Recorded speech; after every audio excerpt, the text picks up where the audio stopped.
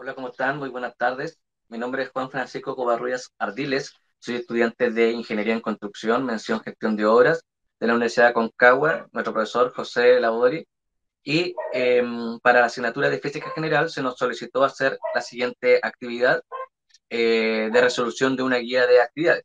Sin embargo, primero que todo voy a dar una breve introducción para lo que voy a comentar posteriormente en cada uno de los ejercicios y de las actividades. Y para ello vamos a comenzar, o voy a comenzar de inmediato.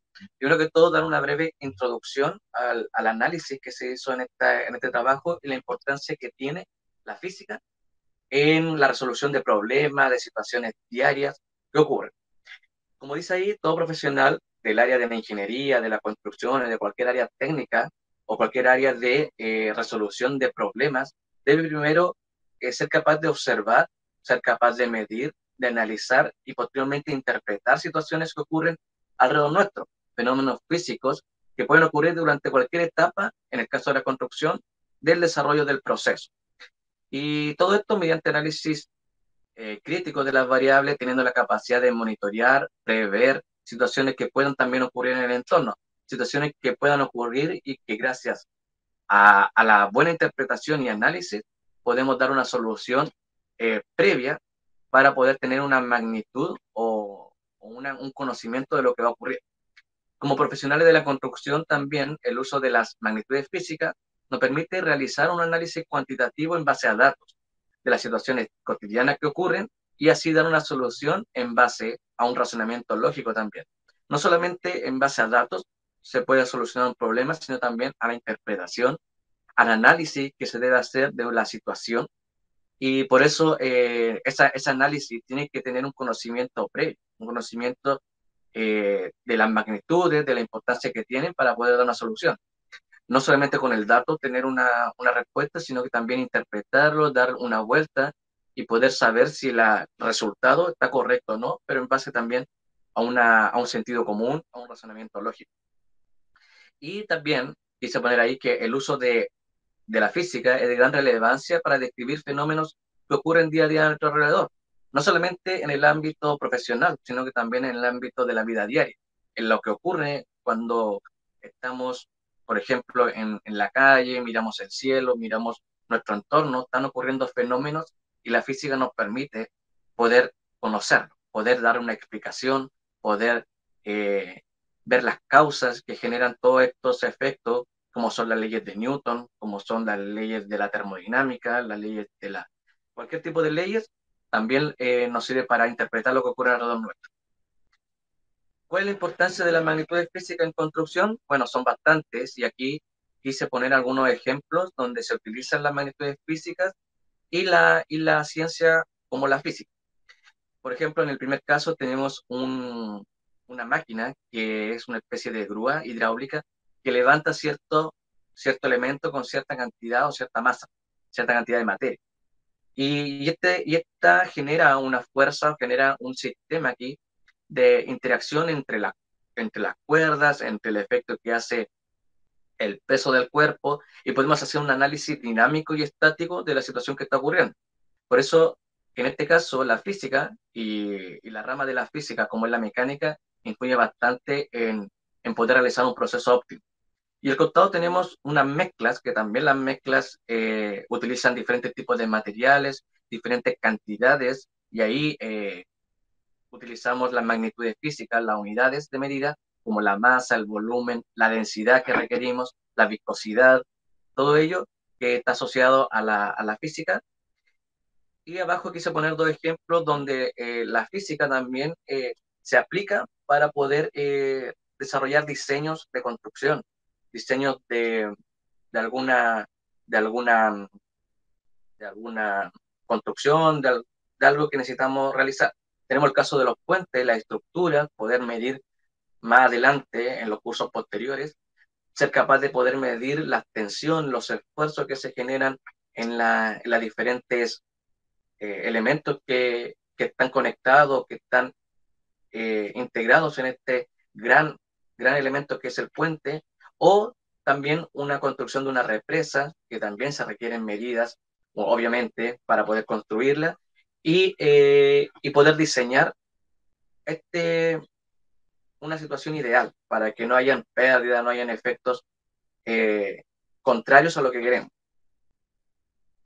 También indicar que cuál es la importancia, si bien la importancia de la unidad de medida radica básicamente en el buen uso y en el buen cálculo, también tenemos instrumentos para poder obtener esta magnitud física.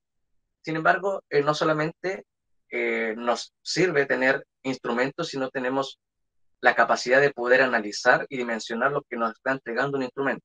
Los instrumentos nos entregan un dato, nos entregan un valor, pero no quiere decir que ese valor una vez que me lo entregue me resuelva el problema. Para ello tengo que procesarlo, hacer un análisis e interpretar de manera lógica lo que tengo que hacer. Pero si bien existen instrumentos de medición, aquí yo quiero dar algunas características importantes y destacables de estos instrumentos, que son básicamente la precisión, la sensibilidad que tienen, la exactitud que nos entregan los datos, la rapidez y la fidelidad. ¿Ya? Entonces, los instrumentos físicos o los instrumentos de medición nos permiten eso, obtener datos con estas características que vemos ahí para poder luego, posteriormente, tener soluciones, dar soluciones a los problemas. También indicar que estas unidades de medida se agrupan en sistemas de unidades, y esto es básicamente porque en la antigüedad, si bien varias civilizaciones utilizaban medidas, no todos utilizaban las mismas, y es por ello que se generaba una complicación. Y es por eso que se decidió agrupar las unidades de medida de los diferentes pueblos, diferentes civilizaciones, en sistemas, y de esta forma poder compararlo mediante su equivalencia. Y es como, por lo mismo, que surgen los sistemas de unidades, la cual reúne a 7 unidades fundamentales, que son, por ejemplo, la masa en kilogramos, la longitud en metros, el tiempo en segundo, la intensidad de corriente en amper, la temperatura Kelvin, si bien nosotros utilizamos el Celsius, en el sistema internacional utilizamos el Kelvin, que viene siendo la temperatura absoluta, el mol, la cantidad de sustancia, el candela, que es la intensidad lumínica. Estos 7 elementos o 7 unidades forman las unidades fundamentales de o las unidades fundamentales que se agrupan en el sistema internacional, y que de ellas después se derivan las que son las magnitudes derivadas, que son las posteriores. Y aquí tenemos algunas, ya que la nombré recién: la longitud, la masa, el tiempo, la intensidad de corriente eléctrica, la temperatura termodinámica, el Kelvin, la cantidad de sustancia, que es el mol, y la intensidad lumínica o luminosa, que es el candela. Bueno, una vez eh, habiendo hecho esta introducción al tema de las unidades de medida, voy a dar a continuación la resolución de los problemas que se nos entregó y en la clase anterior, para poder explicar cómo lo resolví. El objetivo de la actividad fue comprender la importancia que tienen las magnitudes físicas y sus conversiones para el análisis de fenómenos físicos que ocurren en nuestro entorno, teniendo la capacidad de transformar en base a su equivalencia, pero también en base a un razonamiento lógico. Y luego también analizar e interpretar fenómenos aplicando un análisis cinemático y dinámico para obtener resultados con el fin de tomar decisiones en el ámbito de la construcción o en la vida diaria. Cabe recalcar que el área de la cinemática y el área de la dinámica están en una rama más grande que se conoce como la mecánica. Entonces, la cinemática, que si bien la utilizamos para describir fenómenos que ocurren en el comportamiento de fenómenos, como por ejemplo el movimiento de un vehículo, el movimiento de los planetas, el análisis dinámico trata más de las causas que generan este comportamiento o que generan este efecto, como en el caso de los planetas, que es la causa que hace girar alrededor del Sol, el cómo un vehículo se mueve, o la causa que genera que un vehículo se mueva. Entonces, todo eso es el análisis dinámico. Entonces, a continuación, primero, antes de hacer este análisis cinemático y dinámico de la actividad, que es posterior, voy a dar unos antecedentes preliminares, ya que en cuanto al root, eran los dígitos que se reemplazaban en los diferentes problemas. Aquí tengo mi root, ya 17015-878, y las letras van a corresponder al A1, B5, C8, D7 y E8 para la resolución de los diferentes problemas. Entonces, dice ahí que realice las siguientes conversiones como se indica e indique la variable física. Y en este caso eran seis ejercicios o 6 valores, los cuales debía transformar. Y voy a ir explicando cada uno cómo se hizo esta transformación en base a su equivalencia. Primero que todo, nos daban bueno, la primera era unidades de longitud, claramente, en donde teníamos que transformar milímetros a pulgadas, es decir, un sistema métrico o del sistema internacional también a un sistema inglés, como es el inch, que es la pulgada. Y para ello es necesario tener la equivalencia o cómo es el factor de conversión entre una unidad y otra. Y aquí tenemos que una pulgada equivale a 25,4 milímetros. Entonces, teniendo este factor de conversión, hacemos el siguiente análisis. Ubicamos primero que todo este valor, 180 milímetros, y lo multiplicamos por el factor de conversión, que viene siendo una fracción. Ahora, esta fracción tiene cierto orden de tal manera de poder eliminar la unidad de medida que queremos eliminar y que nos quede solamente la unidad que pretendemos determinar. En este caso, como estamos transformando de milímetros a pulgadas, es necesario que los milímetros, por un tema algebraico, queden de manera cruzada. Es decir, 180 milímetros queden en opuesto a los 25,4 milímetros y es por eso que se pone de esta forma. Y en los siguientes problemas también va a ocurrir lo mismo. Vamos a vamos a hacer que queden de manera opuesta para poder eliminarse.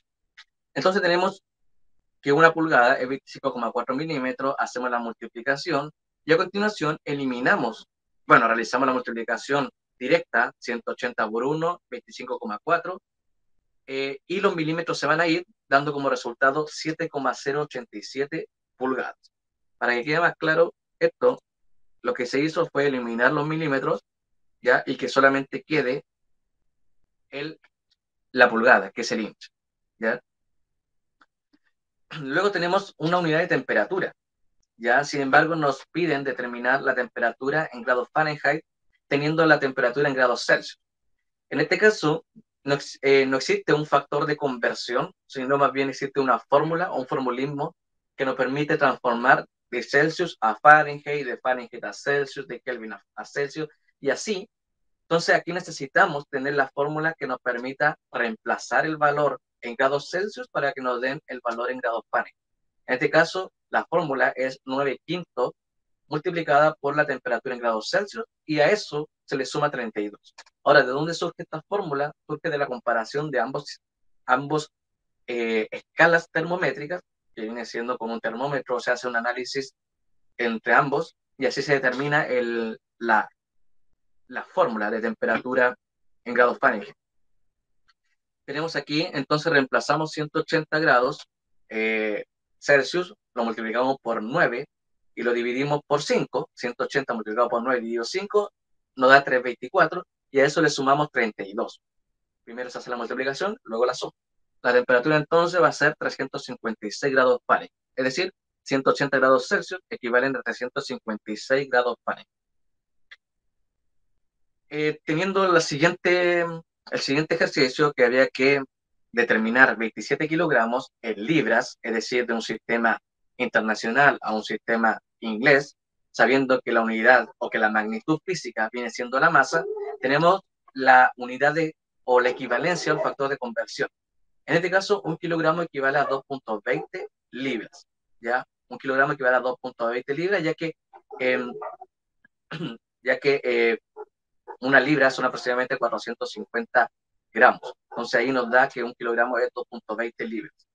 Haciendo la transformación igual que en el ejercicio 1,1, 27 kilogramos multiplicado por el factor de conversión, que va a ser arriba las libras y abajo los kilogramos. Recién explicamos el por qué, ¿cierto? Deben estar cruzados la unidad que queremos eliminar por un tema algebraico. Y hacemos la multiplicación, es decir, este kilogramo, primero con este kilogramo se van porque están opuestos, y nos da como resultado 59,4 libras. Luego nos pedían determinar la potencia en watts y pasarla a la potencia en HP. Nuevamente, bueno, es la magnitud de potencia y tenemos la conversión, que un HP es igual a 746 watts. Y nuevamente haciendo la conversión cruzada, es decir, los watts se eliminan también aquí porque están cruzados. Este se elimina aquí y nos queda finalmente un HP1 multiplicado por 18.000 y dividido 746 nos da 24,19 HP, HP horsepower o caballos de fuerza, también conocido. Y luego tenemos la velocidad angular, que nos daban en revoluciones por minuto, RPM, y que decían que eran 1780 revoluciones por minuto, y lo teníamos que transformar a radianes por segundo. Es importante indicar que para esta conversión, una revolución por minuto equivale a 2 pi radianes partido por 60 segundos. ¿De dónde viene esta conversión?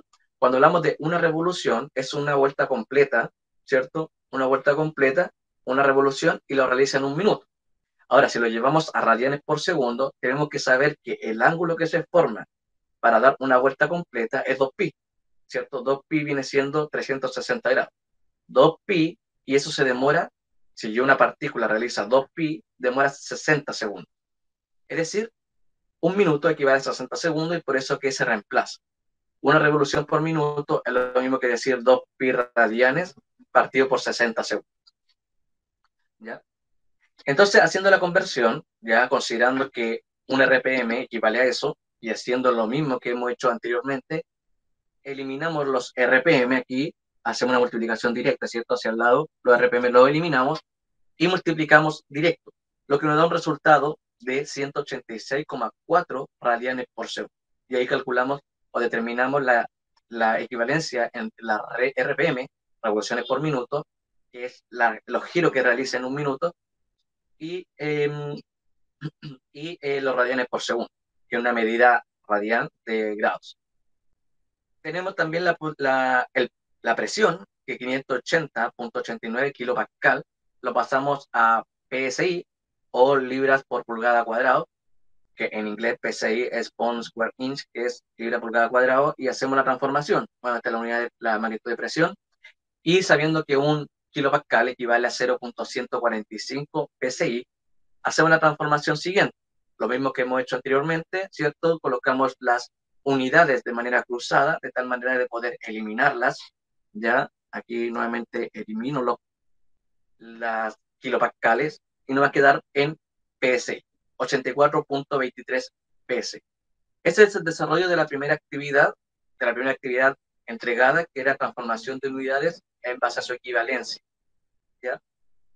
Y a continuación tenemos la segunda actividad, que es realizar cuadros comparativos sobre las siguientes variables, incluyendo la magnitud estudiada, el símbolo, el concepto, las unidades en sistema internacional, las unidades en sistema inglés, las conversiones y una aplicación ilustrada de cada uno o de cada caso. ¿Ya? Y en el caso de la numeración de mi root, me tocó aceleración lineal, masa, velocidad lineal, temperatura, presión y potencia. En primer caso, la aceleración lineal corresponde a, que también se conoce como aceleración tangencial, se le conoce al cambio de la velocidad tangencial que ocurre en una trayectoria circular. Hay que entender que en una trayectoria circular, la partícula, si bien genera una trayectoria circular, la velocidad tangente que se genera es variable. ¿Ya? No es lo mismo que la rapidez. La velocidad va cambiando y ese cambio va cambiando porque como la velocidad es un vector, va cambiando de sentido y de dirección. Es por lo mismo que se genera una aceleración lineal, una variación en la aceleración lineal. Entonces, esto se mide en el sistema internacional en metros segundo cuadrado y en el sistema inglés en pies segundo cuadrado. Ahora, también existen otras unidades del sistema internacional, o sea, otras unidades en sistemas diferentes, pero en el sistema internacional está el metro y está el segundo. En el sistema también existe kilómetros, puede ser kilómetros por hora cuadrado, kilómetros por minuto cuadrado, pero estas son variaciones del metro y variaciones del segundo. En el caso del sistema inglés tenemos el pie segundo cuadrado, pero también podemos tener las millas, en las yardas, ¿cierto? Las pulgadas, podemos tener otro elemento, y tenemos aquí una conversión, un metro segundo cuadrado equivale a 3,28 pies segundo cuadrado. Y dice ahí que aplicación electoral, cambio en la velocidad en una curva sobre un vehículo. Por ejemplo, tenemos un vehículo que al realizar una curva, la velocidad tangencial a esa trayectoria es la velocidad lineal. Y esto se puede utilizar ya sea cuando un equipo ya sea en área de construcción, un camión va por una curva y puede generar una pequeña desviación o un pequeño problema si va muy, muy rápido, ya porque la velocidad como va cambiando genera una fuerza hacia afuera. Tenemos aquí la magnitud masa, que es la cantidad de materia que posee un cuerpo. Obviamente la masa podemos definirla de otro punto de vista, la masa inercial, la masa gravitacional, pero aquí hablando de masa, dentro de la construcción, tenemos la cantidad de materia que posee un cuerpo. Se puede medir en kilogramos en el sistema internacional, pero también quise poner los gramos, a pesar de que los gramos están en el sistema CGS, aquí yo quise igual poner el sistema internacional. Y tenemos unidades en el sistema inglés como la libra. Y aquí puse algunas transformaciones, una libra 453 gramos o también 0,453 kilogramos. Y podemos ver la masa, en la capacidad máxima de masa en un puente que pueda recibir. Y que aquí está en 5,5 toneladas, ¿ya? Que una tonelada equivale a 1000 kilogramos. Eh, Hay que ver, también conocer que la masa no es lo mismo que peso, ya que peso viene siendo el efecto sobre la masa de la aceleración de gravedad. Pero aquí hablamos de la masa, que es la cantidad de materia que posee un cuerpo y que, y que es una magnitud que no varía, ya como si varía el peso en alguna situación. Tenemos la velocidad lineal también, que es aquella velocidad que es tangente a la trayectoria circular que realiza un cuerpo. Se puede medir en metros por segundo, en kilómetros por hora y en centímetros por segundo, en cualquier sistema de unidad métrica. Y en el sistema inglés, pie por segundo en milla por hora, un metro por segundo es igual a 3,28 pie por segundo, o si lo queremos dejar en millas por hora, un kilómetro por hora equivale a 0,62 millas por hora. Y alguna aplicación, conocer la velocidad de un elemento que rota o gira sobre un eje, como por ejemplo un compactador. El compactador va presionando, ¿cierto? Va compactando el material y podemos medir, bueno, a partir de los engranajes, podemos medir también las velocidades angulares, velocidades lineales, haciendo una relación entre ellas. Tenemos también la temperatura, que la temperatura, el símbolo T, ¿cierto? Con un símbolo arriba como un círculo, propiedad macroscópica que posee la materia y está relacionada con la energía interna que posee un cuerpo, ¿sí? Ahora, se le conoce como la energía interna porque depende de las partículas que viven en el interior, depende de la energía cinética que posean las partículas. La unidad del sistema internacional es el Kelvin, bueno, puse el Celsius también, y el sistema unidad del sistema internacional es en inglés es el Fahrenheit. Y haciendo una transformación, uno podría determinar entre Kelvin y Celsius, Celsius y Kelvin, como lo expliqué anteriormente, y para el caso del Fahrenheit, también entre Celsius y Fahrenheit. Y lo podemos aplicar la temperatura, en este caso la magnitud de temperatura y el conocimiento que se tiene sobre temperatura en el análisis de pavimentos que se han roto por dilatación térmica. Ya sabemos que cuando se le aplica calor sobre un cuerpo, el cuerpo aumenta su temperatura y este aumento de temperatura hace que se generen dilataciones, ya sean volumétricas, superficiales, longitudinales, y que puede generar un efecto ahí de rompimiento, ya a no tener área libre o superficie libre para poder expandirse el material. Y también tenemos la presión, que es el efecto que realiza una fuerza sobre una superficie o sobre un área. La presión puede haber muchos tipos de presión, presión de compactación, presión atmosférica, presión hidrostática, muchos tipos de presión, y que en realidad es el efecto de la masa que hay sobre el objeto y aplicada sobre el objeto. Unidades del sistema internacional tenemos varias, la atmósfera, tenemos el pascal, el milímetro mercurio y el bar. Ya tenemos varias. Y en la unidad de sistema inglés está el PSI, el pound square inch, que es la pulgada, el, la libra pulgada cuadrado, y así hay una transformación y lo podemos ocupar en, por ejemplo, en el uso de bombas de agua para extraer agua en un lugar donde vamos a construir, donde vamos a diseñar, y mediante diferencias de presión se genera una extracción, ¿ya? Y también existen elementos que nos sirven para poder hacer también utilizar la presión, por ejemplo, en este instrumento que es un manómetro, que también nos sirve para ver el flujo de aire, el flujo de agua que hay en el interior de una tubería, de una cañería, de un circuito. Podemos medir también la presión. Y también tenemos la potencia, que es la cantidad de trabajo que se realiza por unidad de tiempo, es decir, podemos comparar elementos o herramientas diferentes en base al trabajo que realizan y el tiempo que demora. Obviamente uno siempre quiere utilizar o optimizar el tiempo, pero no por ello vamos a utilizar un elemento de mayor potencia. También tenemos que ver los costos asociados y si esa potencia y ese trabajo que realiza es acorde al trabajo que vamos o a la actividad que vamos a emplear, ya que si es un elemento que tiene bastante potencia, va a generar un sobreconsumo eléctrico, aumentan los costos y ese costo no va a ser asumido por la utilidad o por el ingreso que se realiza en la actividad, ¿ya? Por ejemplo, podemos tener un compactador que si bien tenga una mayor potencia que otro, y en realidad el material no es un material o es un material muy fino, no es necesario tener un compactador muy grande o de gran potencia. Bueno, la unidad de sistema internacional, el Watt, el HP ahí puse el caballo de vapor también. La conversión es un HP equivale a 746 watts y podemos comparar herramientas para optimizar recursos y costos. ¿Ya? Como por ejemplo, ahí tenemos un Emeril que puede compararse su potencia con otro tipo, con otra marca, con otro elemento que realiza la misma actividad, podemos comparar. Bueno, y continuando con el ejercicio número 3, dice, se tiene un polipasto para cargas como el de la figura. Si se cargan 780 kilogramos, bueno, de acuerdo al dígito de mi root, elevándose desde el reposo hasta 1,5 metros por segundo, una distancia de 18 metros, con aceleración constante. Determine la tensión en cada lado de la cuerda y su aceleración al ascender la carga. Bueno, en este ejercicio, primero que todo, se hizo un análisis cinemático, ya ver el comportamiento en cuanto a la aceleración, y luego se hizo un análisis dinámico en cuanto a las tensiones y a las fuerzas que intervienen dentro de todo este sistema.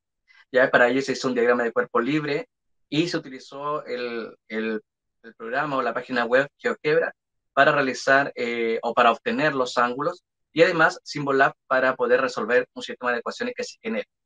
Entonces tenemos esto y primero que todo para desarrollarlo necesitamos obtener los datos del problema. Nos dice que como parte del reposo tiene una velocidad inicial cero, ya estamos en reposo, velocidad inicial 0 metros por segundo y la velocidad final que alcanza es 1,5 metros por segundo a una altura de 18 metros. Y nos piden determinar primero que todo la aceleración. Ahora, para determinar la aceleración en este problema es necesario utilizar una fórmula de la cinemática que me permita determinar la aceleración. Existen varias fórmulas para determinar aceleración, sin embargo, en el caso de este ejercicio, como nos dan distancia, utilizamos la segunda fórmula, que es la que aparece en pantalla, velocidad final al cuadrado es igual a velocidad inicial al cuadrado más dos veces la aceleración por la distancia. Si bien existe otra fórmula, que es la velocidad final igual a velocidad inicial más aceleración por tiempo, en este ejercicio no nos dan el tiempo, por lo tanto no podemos determinar aceleración en base a esa fórmula. Por lo tanto, utilizamos esta ya que tenemos la distancia. Entonces, para calcular aceleración, despejamos y nos queda que velocidad final al cuadrado menos velocidad inicial al cuadrado sobre dos veces la distancia o partido por dos veces la distancia. Al reemplazar en la fórmula los valores entregados, nos da que la aceleración es 0,57 metros por segundo al cuadrado. Es decir, el objeto se mueve 0, o su velocidad cambia 0,57 metros por segundo por cada segundo que avanza. Luego hacemos un análisis dimensional con la ayuda de GeoGebra y para ello utilizamos la imagen y la copiamos en el navegador, en este caso en la página web de GeoGebra, y la ubicamos en el eje coordenado, en el plano, para poder determinar los ángulos. Y para ello, para poder determinar los ángulos que posteriormente nos servirán para determinar las tensiones, hacemos lo siguiente. Ubicamos tres puntos o ubicamos puntos para guiarnos con el tema de los ángulos, el punto en el origen, un punto en una cuerda, el otro punto en la otra cuerda y un punto en la parte central. Y con ello vamos a determinar el ángulo que es generado en este problema. Ahora, el ángulo que nosotros estamos determinando acá es un ángulo hipotético, ya que la imagen, si bien el elemento está de lado, estamos analizando la fuerza de acuerdo a esta imagen.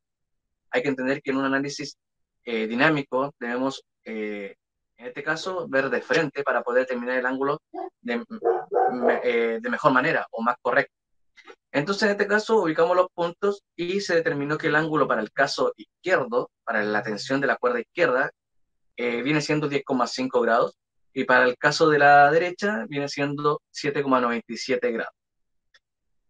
Luego se hace un análisis dinámico utilizando el objeto, ¿cierto? Y haciendo un diagrama de cuerpo libre. Bueno, primero que todo, ubicamos la tensión 1 y la tensión 2, y la tensión 1 va a ser la izquierda, la tensión 2 va a ser la derecha. Realizamos el diagrama de cuerpo libre, donde ubicamos, ya hacemos un bosquejo de manera simplificada para poder ubicar las tensiones dentro de un plano, ya de un plano X, y ubicamos también el peso de la carga. Ya a nosotros nos dan la masa, por lo tanto podemos obtener el peso de la carga que viene siendo W. Y ubicamos los ángulos y posterior a esto, ya teniendo en base el diagrama de cuerpo libre, debemos obtener y hacer sumatorias de fuerza. Sumatoria de fuerza en el eje Y y sumatoria de fuerza en el eje X, ya de manera separada, pero para ello necesitamos obtener las componentes de ambos vectores. Tenemos el vector T1 y su componente en el eje Y va a ser T1 coseno del ángulo alfa, y para el caso del eje X su componente va a ser T1 seno del ángulo alfa. En el caso de T2 va a ser T2 coseno del ángulo beta en el eje vertical y T2 seno del ángulo beta en el eje horizontal, y ubicamos también el peso del cuerpo. Entonces, para el primer caso vamos a hacer un análisis de fuerzas verticales, T1 coseno de alfa y T2 coseno de beta, que son las componentes verticales, y el peso, y hacemos una sumatoria de fuerzas en I, utilizando para ello sumatoria de fuerzas en I es igual a la masa por la aceleración en I. La aceleración en I viene siendo la aceleración con que asciende el objeto, por lo tanto fue la que calculamos anteriormente. Haciendo una sumatoria de fuerza y teniendo los datos del problema, ahora, esta sumatoria de fuerza consideró T1 coseno del ángulo alfa positiva, T2 coseno del ángulo beta positiva, porque ambas van hacia arriba, menos el peso, porque va en sentido contrario, es igual a la masa por la aceleración I, ¿ya? O la aceleración del eje vertical. Reemplazando los valores que se nos entregan o que obtuvimos también en el problema con el análisis cinemático, como es el caso de la aceleración, y en el análisis dinámico con la ayuda de GeoGebra, como son los ángulos, y el peso, donde multiplicamos la masa por la aceleración de gravedad, nos reemplazamos y nos da una aceleración de, o sea, una ecuación, ya que es la primera ecuación que nos permite determinar tensión 1 y tensión 2, como 0,98 multiplicado por la tensión 1 más 0,99 por la tensión 2 es igual a 8088,6 newton. ¿Ya? Esta es la primera ecuación. Tenemos dos incógnitas y una ecuación. Por lo tanto, no podemos resolver el problema. Por lo tanto, necesitamos otra ecuación y para eso nos ayudamos en las componentes del eje X. Es decir, hacemos sumatoria de fuerzas en X y la sumatoria de fuerzas en X tenemos estas dos fuerzas que si bien nos van a servir, tenemos que considerar que en el eje horizontal no existe aceleración, no existe movimiento, solamente el movimiento es en el eje vertical. Por lo tanto, cuando hacemos sumatoria de fuerzas en el eje X es igual a cero. No existe una aceleración, no existe un cambio de velocidad y no existe movimiento en el eje horizontal. Por lo tanto, haciendo sumatoria, T2 seno de beta menos T1 seno de alfa nos va a dar igual a cero. Y eso, al reemplazar los valores, nos va a dar que otra ecuación, que es 0,14 multiplicado por la tensión 2 menos 0,18 por la tensión 1, es igual a 0. Haciendo un análisis, ahora, un análisis en el Symbolab para obtener los resultados de T1 y T2, nos entregan los siguientes valores. T1 es 3590.4 newton y T2 4616.7 newton. Esos son los valores de la tensión 1 de la izquierda y la tensión 2 de la derecha. Entonces, como conclusión del problema, podemos decir que para elevar una carga de 780 kilogramos a una aceleración de 0,57 metros por segundo cuadrado, se está generando una tensión en la cuerda de 3.590 para el caso del lado izquierdo y de 4.616 para el lado derecho. Ahora, no podemos decir que ambas cuerdas están generando la misma tensión, ya que el problema nos dan diferentes ángulos y en general es el ángulo con el que la fuerza se aplica o la fuerza está generando el levante el que cambia. Por lo tanto, si el ejercicio, por ejemplo, nos hubiera dado dos ángulos iguales, las tensiones hubiesen sido iguales. En este caso, por temas de momento y de torque, genera una fuerza distinta en ambas cuerdas. Y es por eso que nos dice que para elevarse de 180 kilogramos de carga, de masa, las tensiones en la cuerda serán 3.590.4 para el caso del lado izquierdo y 4.616.7 newton para el lado derecho. Entonces, esta es la solución del problema y con ello terminaríamos entonces la actividad entregada. Como conclusión a toda la actividad que se realizó, bueno, el uso de GeoGebra optimiza bastante los tiempos para poder resolver ejercicios. Es un recurso de gran ayuda, ya si bien yo no lo conocía, a pesar de que hago bastantes cálculos de tensiones, de fuerza, ya que soy profesor de física en un colegio y soy ingeniero civil de minas también, por tanto todo esto también se me explicó en su momento y lo aplico bastante. Sin embargo, GeoGebra es un recurso bastante bueno, SimbolLab, que nos, nos permite reducir tiempos cuando uno está realizando otra actividad. Así que, por mi parte, eso sería el video de la actividad entregada, la resolución del problema, y espero que se haya entendido lo que quise indicar. Así que muchas gracias, profesor, y nos vemos en la clase. Hasta luego.